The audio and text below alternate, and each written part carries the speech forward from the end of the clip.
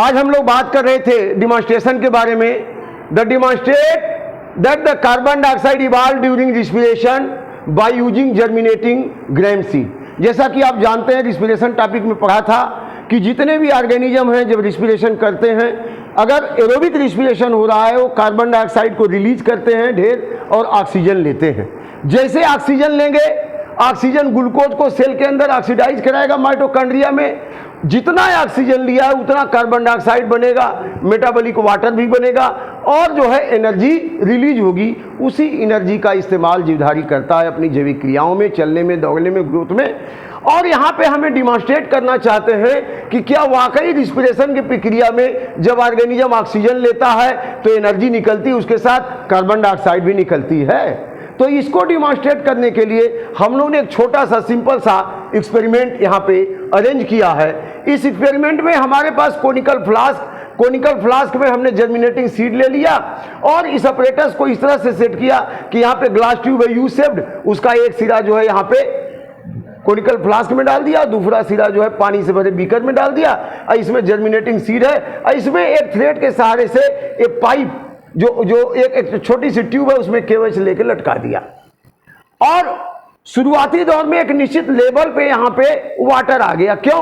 क्योंकि पहले जब केवच रखा तो इसमें जितनी कार्बन डाइऑक्साइड थी, क्योंकि एयर में 0.03% है, तो यहाँ भी जितना उसका 0.03% वही एयर की है, तो एब्जॉर्ब हो गया। एक निश्चित लेवल तक वाटर आ गया था। लेकिन जैसे रिस्पिरेशन करना शुरू किया ग्रैम सीड ने, तो इसमें जितनी ऑक्सीजन थी उसको इसने यूज कर लिया और ऑक्सीजन को यूज करके ग्लूकोज को ऑक्सीडाइज किया, एनर्जी लिया, इसके साथ साथ कार्बन डाइऑक्साइड बना। माने जितनी 6O2 लिया तो 6CO2 छोड़ा, माने जितनी O2 लिया यहां से उतनी CO2 क्या किया?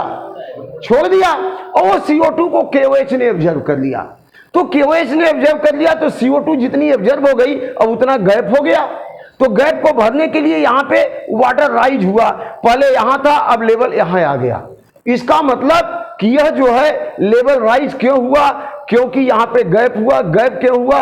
क्योंकि जो ऑक्सीजन थी, ऑक्सीजन को ग्रैम सीड ने लिया और ऑक्सीडाइज किया, ग्लूकोज को, कार्बन डाइऑक्साइड निकाला और कार्बन डाइऑक्साइड जो है रिलीज किया और कार्बन डाइऑक्साइड को केवच ने ऑब्जर्व किया और उसकी जगह को भरने के लिए वाटर ऊपर आ गया। इसका मतलब कि एक जर्मिनेटिंग ग्रैम सीड है, ये क्या करता है? रिस्पिरेशन की प्रक्रिया में बच्चों ऑक्सीजन लेता है और कार्बन डाइऑक्साइड छोड़ता है।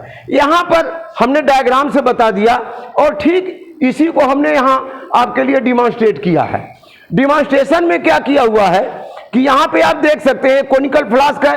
कोनिकल फ्लास्क में यहाँ पे ग्रैम सीड लिया है, वाटर में सोक्ड है, हेल्दी ग्रैम सीड है और इसके अंदर में एक धागे के सहारे से ट्यूब में KOH हमने डाल दिया है। KOH यहाँ पे पड़ा हुआ है और इसका ट्यूब का एक हिस्सा तो कोनिकल फ्लास्क में, दूसरा हिस्सा कहाँ चला गया?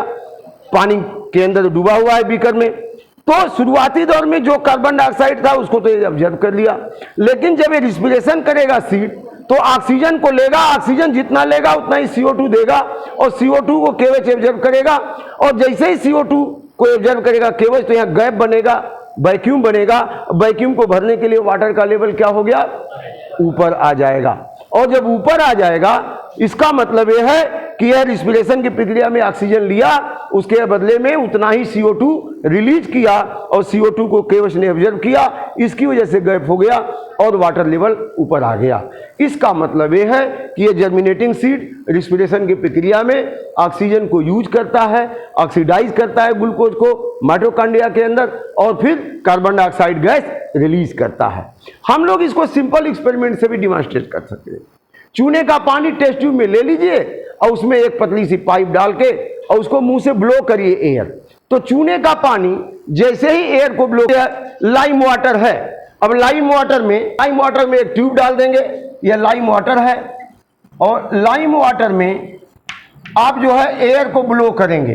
तो एयर ब्लो करेंगे तो जाहिर सी बात है जो एयर हम ब्लो करेंगे उसमें CO2 होएगा और CO2 जब इसमें आएगा तो कैल्शियम हाइड्रोक्साइड, चूने का पानी और कार्बन डाइऑक्साइड मिला और रिएक्शन करके कैल्शियम कार्बोनेट बना लिया और पूरा पानी कैसा हो जाएगा? मिल्की। इसका मतलब हम लोग भी जब सांस छोड़ते हैं तो उसमें कार्बन डाइऑक्साइड की मात्रा आती है। मतलब हम ऑक्सीजन लेते हैं श्वसन की प्रक्रिया में और CO2 छोड़ते हैं। हम क्या, जितने भी जीवधारी हैं श्वसन की प्रक्रिया में ऑक्सीजन लेते हैं, एरोबिक रिस्पिरेशन में और कार्बन डाइऑक्साइड को रिलीज करते हैं। तो बच्चों आज आपने इस डिमॉन्स्ट्रेशन से देखा कि किस तरह से ये जो है कार्बन डाइऑक्साइड रिलीज होता है रिस्पिरेशन की प्रक्रिया में। एक सिंपल सा एक्सपेरिमेंट कोनिकल फ्लास्क में ग्राम सीड को लेकर के आपने देखा।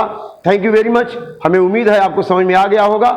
इसको प्रैक्टिकल की कॉपी में लिख लें, बना लें, प्रैक्टिकल एग्जाम में भी मिलता है और इस पे थ्योरी में भी आपको क्वेश्चन बनते हैं। ठीक है, थैंक यू।